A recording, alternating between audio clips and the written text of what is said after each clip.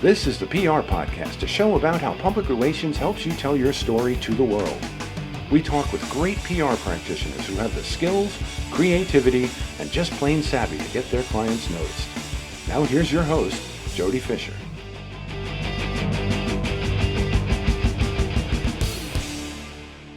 Hey everyone, and welcome to the PR Podcast. I'm Jody Fisher. Thanks for joining us. Well, have you got yourself your PR podcast plug yet? You know, we say this frequently at the top of the show. A PR podcast plug is our way of loving on you, right? We want to celebrate the things that PR people do and the PR community do. And we know that, at least I'm speaking for myself, that PR people are great at promoting our clients, lousy at promoting ourselves. And so this is an opportunity to make it turnkey for those of you out there who are doing things that aren't your 9 to 5. It's maybe an award that you've won. We've had one of those on. Maybe it's a book that you've written. Maybe it's a newsletter you've got. Maybe it's a killer TikTok that you're doing. Maybe it's a talent you have. Who knows? Send us a PR podcast plug that we can mention you at the top of an upcoming show and get you a little love. And you know, if you need some eyeballs to that website, you need some eyeballs to that newsletter, we want to share that too. So want to help you out. So send us a PR podcast plug at jody@jodyfisherpr.com, and we will get you plugged at the top of an upcoming show. Now let's get into the conversation with our guest this week. He's a great one. Jason Mudd is the CEO and managing partner of Axia Public Relations and a trusted advisor and dynamic strategist to some of America's most admired and fastest growing companies, including American Airlines, Budweiser, Dave & Buster's, H&R Block, Pizza Hut, and Verizon. Just a couple small companies, nothing big.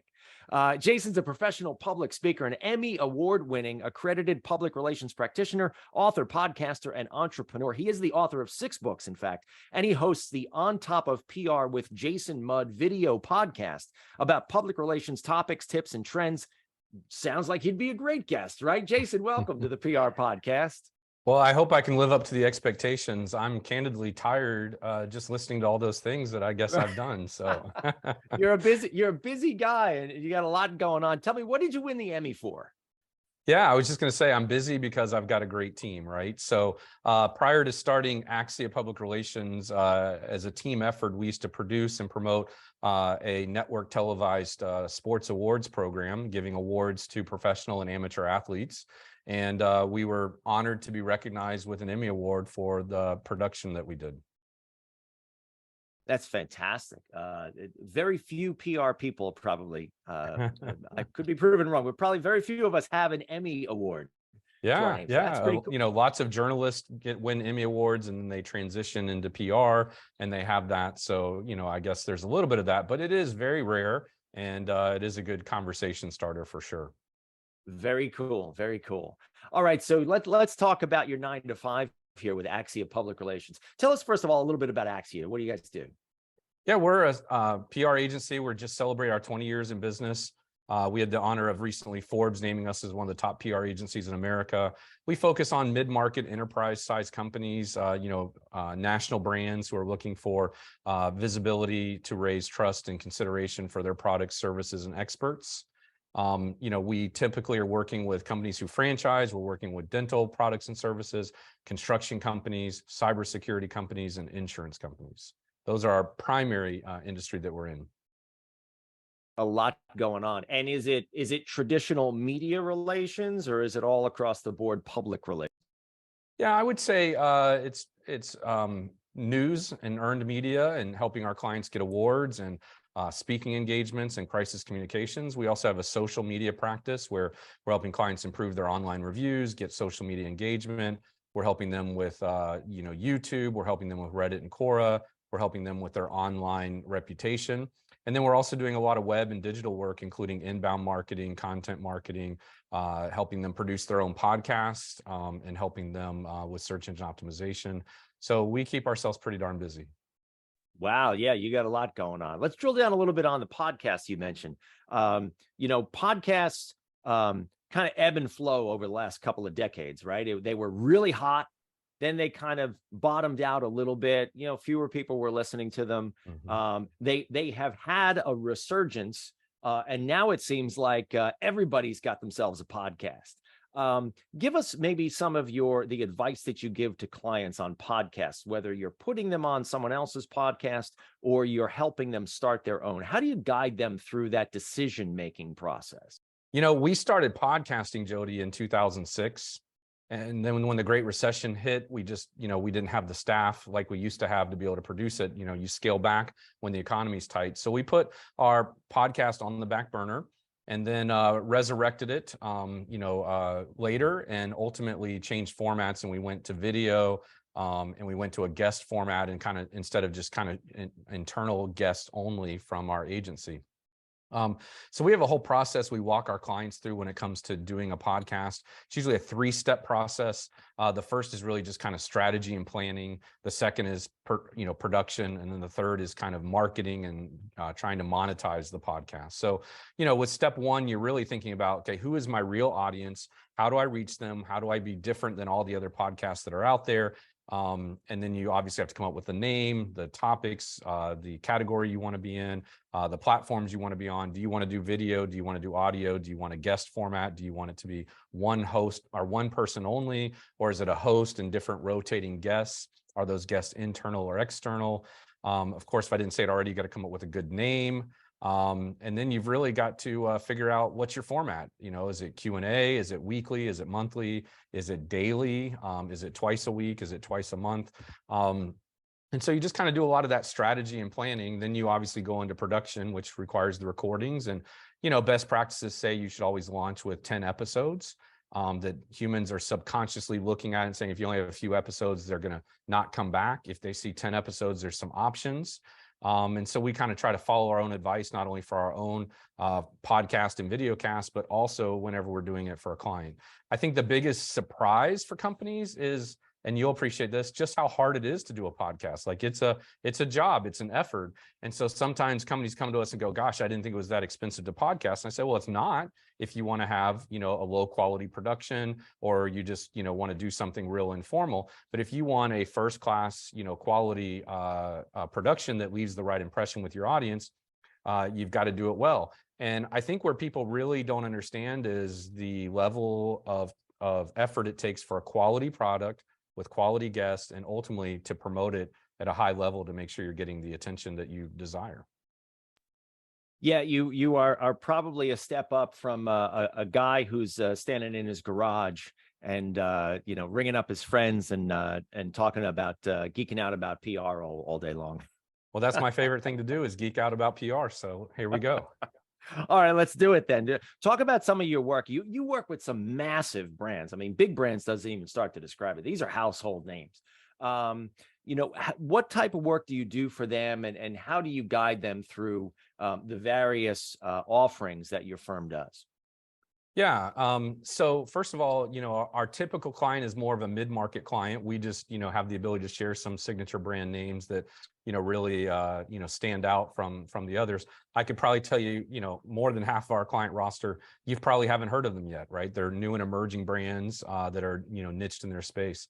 But, big companies come to us usually either by referral and or seeing our case study, or by just search engine optimization, right? And responding to our content, maybe seeing, earlier this year, I was quoted in the New York Times about PR crisis.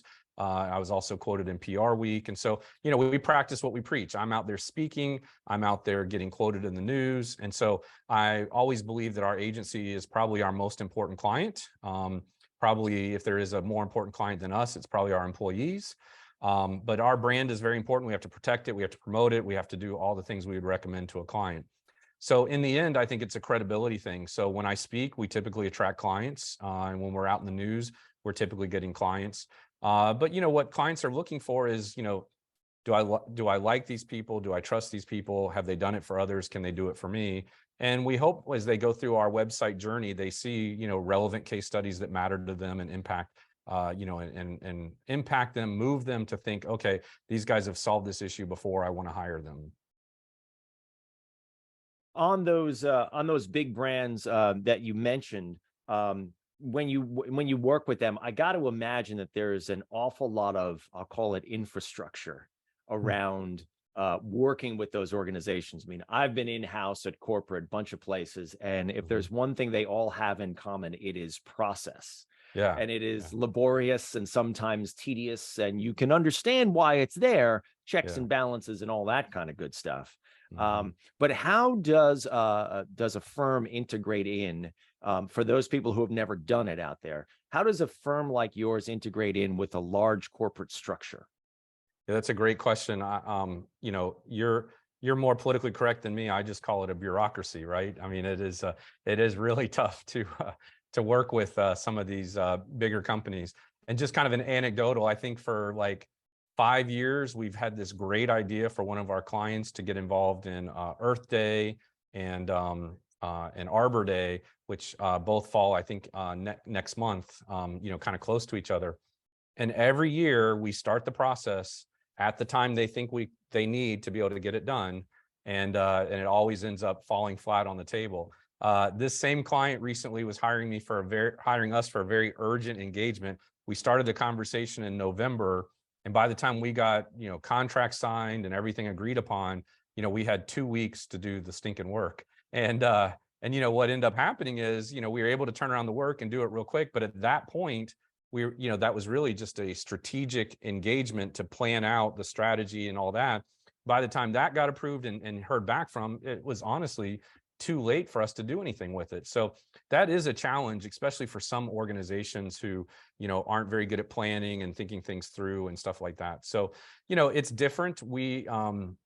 But there's also, you know, it's very interesting.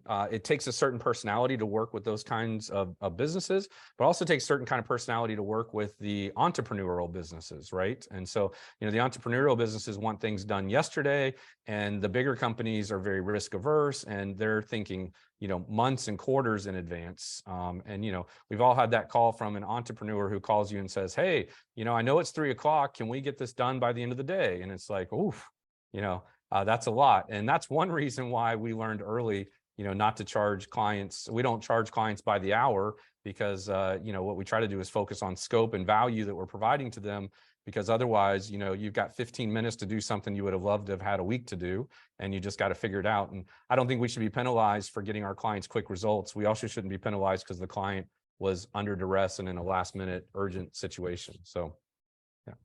Yeah, it's a great point, and I concur on that hourly versus flat retainer kind of a philosophy. And I think the reality for us PR people is that we always undercharge anyway, because we're always doing more work than it would be reflected on the hourly timesheet, right? And that's only because we want to do the great stuff. I mean, my DNA as a former reporter, I can't let a good story go. Right. So if I need to go 10 extra miles, I'm going to do it because I want to see that thing hit. I just can't. It's like a drug. I can't give it up. Well, we need to go to the same, support group, I think, Jody, because I have the same problem myself. But, you know, and what's interesting, and I think I mentioned this earlier, but it's really hard too on agency employees to go from one gear to another, from one meeting to the next with certain clients, right? So you've got those clients that are very fast paced and move quick.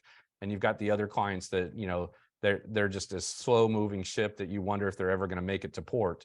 But the good news is they've got the money, they've got the clout, they've got the tenure in business that, you know, they're going to be there. They just don't have to move as quickly, and they're not as ambitious. Yeah. Is there a way, you know, that you've developed over the years, whether it's the large or the small, the fast moving, the slow moving client? You know, we all have to hit those deadlines, right? We all have that project like you described where this thing is coming up. Is there a secret sauce other than like putting something on a calendar or putting deadlines in place, mile markers in place? Is there a secret sauce that you've used to maybe convey when you need to describe urgency, or when you need to say, hey, time's running out, you know, we got to get this thing done? Yeah, 3 things come to mind. So one hack I picked up years ago from my coach is that Thursdays around 2 o'clock always seems to be a good time to check in with your client and remind them, hey, I really need this by the end of the day tomorrow, just a little reminder or nudge. I don't know what the exact psychology was, but there was some study done that found that, 2 o'clock Thursday afternoon kind of creates a sense of urgency of, oh yeah, I've got less than 24 hours to get back to them on that. That's been helpful. The other thing I tell, as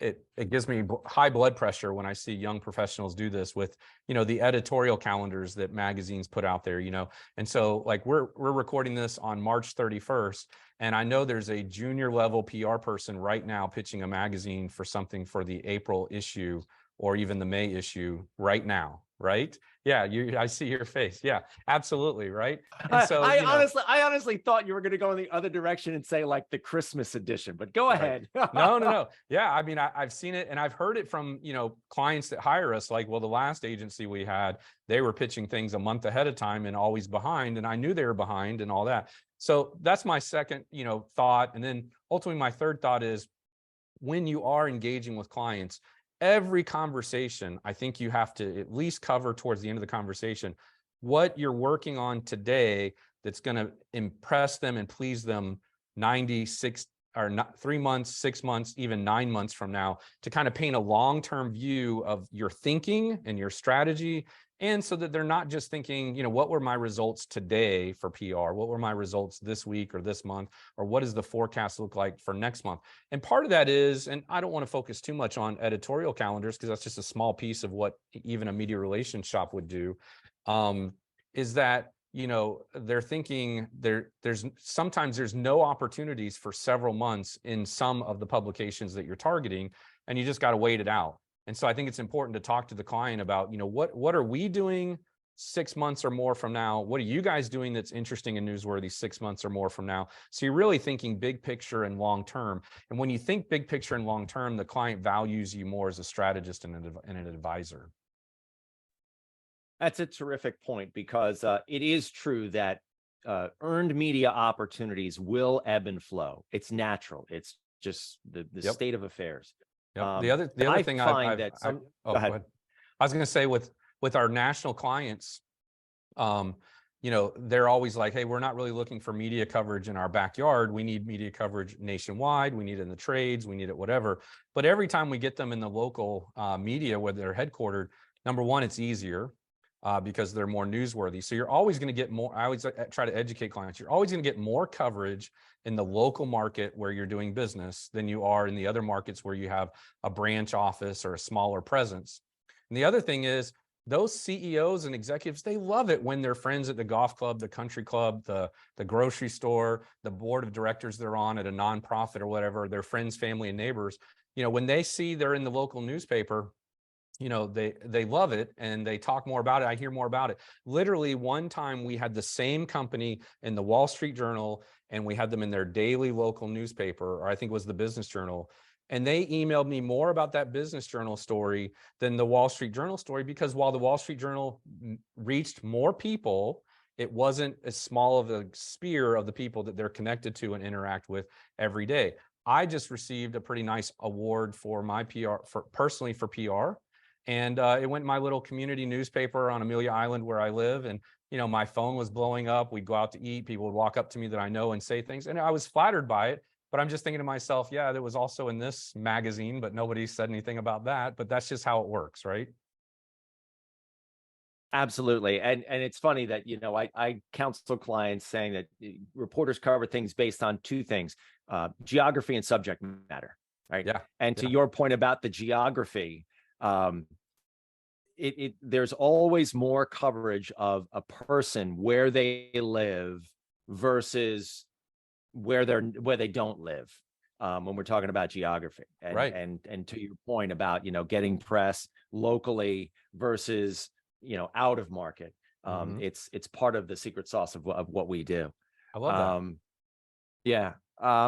Tell me a little bit about your podcast, On Top of PR. Let's give a plug there. Thank you. I appreciate it. So On Top of PR is, a podcast. We have an audio and a video version. We come out right now currently every other Tuesday morning with a new episode. Every fifth episode is me, and I do a solo cast where I'm sharing my take on PR topics, tips, and trends. And then the 4 episodes in between that are focused on guests who are bringing expertise, whether they're other PR practitioners, whether they are authors, speakers, or just someone who can offer some insight and value either into the industry or into the news media that they work at, or something like that. So we're just always trying to help and pay it forward. So we've had guests from Inc. magazine, we've had guests from Cision, we've had guests from Carnival Cruise Lines, Firehouse Subs, and Disney. So some pretty big brands have come on our podcast. But really, to me, it's more about, who is available to be helpful to make our audience be better at their job, or find more time in their career, or find more time in their day, so that ultimately they can enjoy work-life balance. And I probably err on a little bit too much work-life balance type topics, because I know, we know that the PR industry is considered to be one of the most stressful positions you can be in. So I often am asking guests, hey, what are some ways you relieve stress?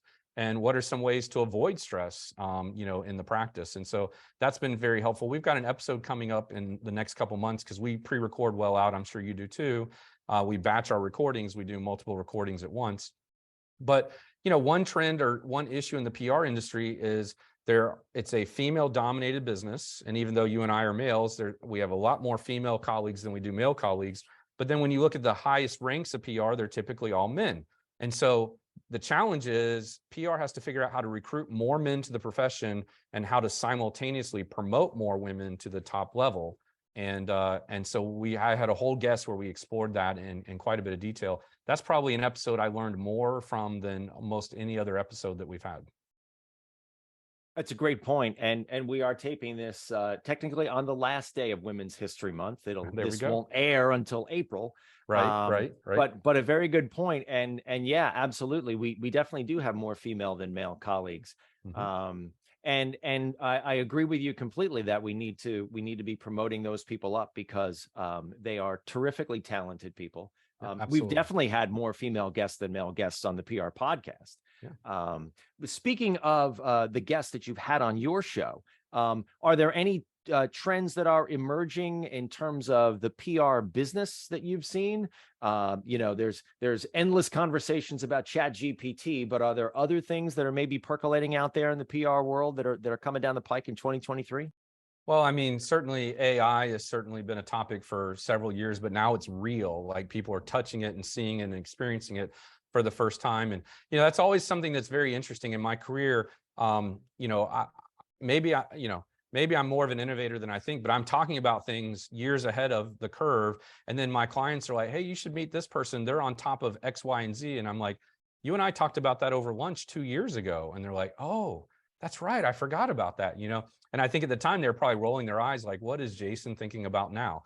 So I think what's happening now in PR is certainly we're trying to figure out how to adopt and adapt to AI, for sure. I think one thing I'm not hearing enough people talk about is the idea of, is the AI engine, plagiarizing from other sources? If I put something in the AI engine and you put something in the AI engine, and let's say it's the same topic, and we say, hey, write an article or write a blog post or write whatever, and we give it the details. If I already asked it to do that, Jody, or you asked before me, and then I go in behind you, how do we know it's not giving you the same article that it gave me? And so, I'm always talking to people about, number one, you got to customize it. Number two, you got to fact check it.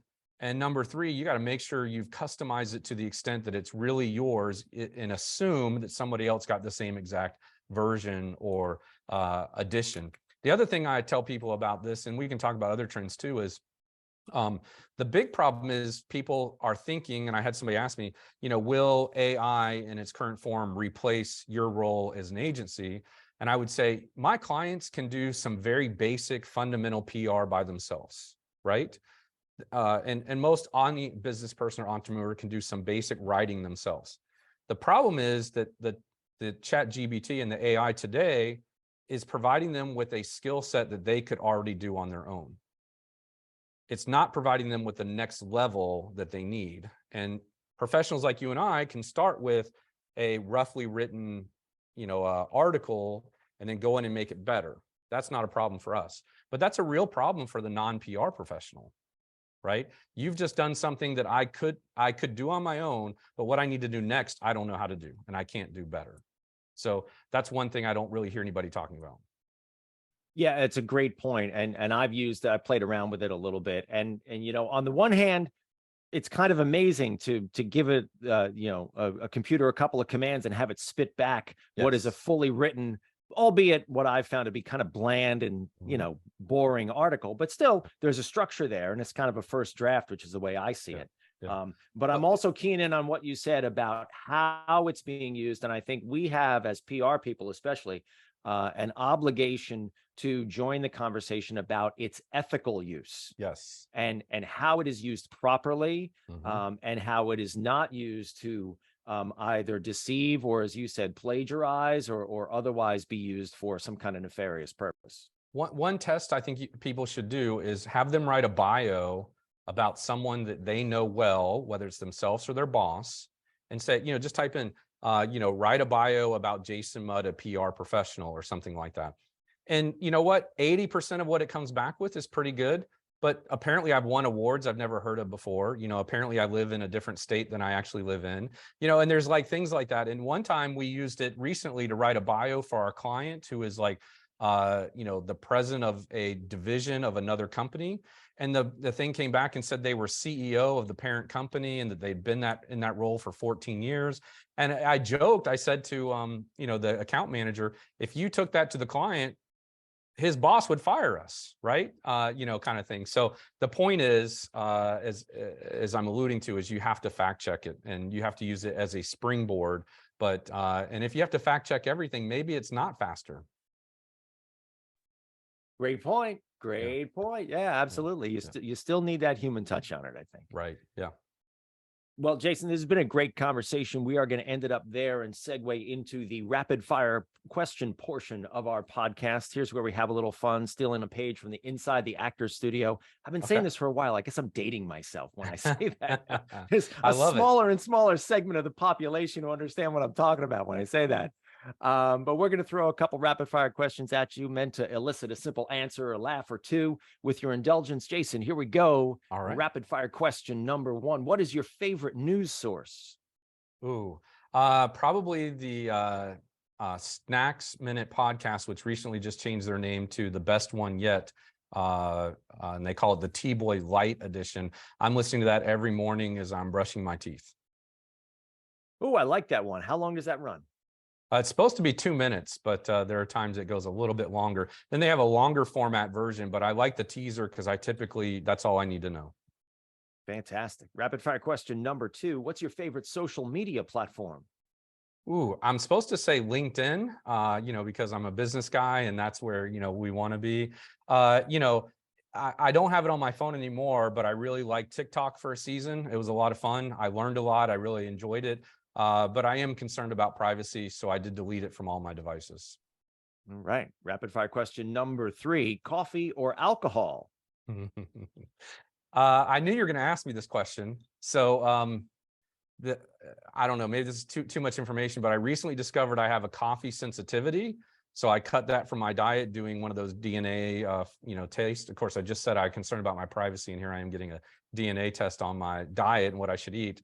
And then alcohol just doesn't sit well with me the last few years. So I wake up and I don't feel good, even if I just have like one or two the next morning. So I'm just hydrating with water all the time, and maybe occasionally a treat. And that sounds boring. My wife is a big tea connoisseur, so she usually brings me tea in the morning. That might be my most variety drink. And occasionally these zero sodas will sneak into my hand, once a week or so. And I'm sure those are terrible for me. I got rid of alcohol about 4 or 5 years ago and switched over to seltzers. And I was surprised. I didn't realize how many different types of seltzer there were out there. There are, yeah. I'm trying to eat better. I'll be 47 next month, and I'm starting to think about the second half and all that. So trying to eliminate foods that don't sit well with me, even if they're delicious. Yeah, absolutely. Got to do it. All right. Rapid fire question number four. What's your favorite on the run food? Yeah, I don't do a lot of running now that I'm in my 40s, but to answer your question, I guess sometimes I'll swing through a fast food drive-through occasionally and get something, but again, I'm trying to eat cleaner. So probably if I can do it, there's a place down the street that does, juices, and they have an acai bowl that I really like. So if I'm really trying to be healthy, that's probably one of my favorite on-the-go food. Love it. And rapid fire question number 5. What do you want to be after you finish this career? That's good. I think I want to be a favorite grandfather. That would be great, right? I think I want to sit on, board of directors of corporations and advising them, so I can stay sharp and active, but I can also kind of travel and do, whatever I want to do. I would love to stay in a, maybe a chairman role of my agency, and maybe kind of overseeing strategic growth initiatives, including, helping coach and mentor the leadership team of the agency. And probably more on my mind is, kind of looking at opportunities for organic and acquisition growth to expand the agency. So there's a lot there, and I'm hoping I have plenty of time to still do it all. Sounds like you're going to be busy. Jason, this has been a great conversation. Please let people know how they can find you online. Yeah, thanks. So LinkedIn's a great way to get a hold of me. Also, obviously, axiapr.com and on top of PR. But if you do try to connect with me on LinkedIn, please tell me how you heard of me and why you're connecting, just because, I get a lot of generic requests that I'm not really sure who they are. I'm going to ignore that, if I'm being honest. Generic requests on LinkedIn, get out of here. That's right. Well, thanks again, Jason. And thank you, everyone, for listening. Please remember to subscribe to the show, connect with us on Facebook, Twitter, Instagram, and TikTok at The PR Podcast, and send us a question or a comment. Our intro is by Christopher Apple. You can find him and his fantastic photography on Instagram at Christopher_APPOLDT. Check him out there and hire him for all your photography needs. You can find me online at Jody Fisher on all the socials, and on the web at jodyfisherpr.com. We'll see you next time on the PR Podcast.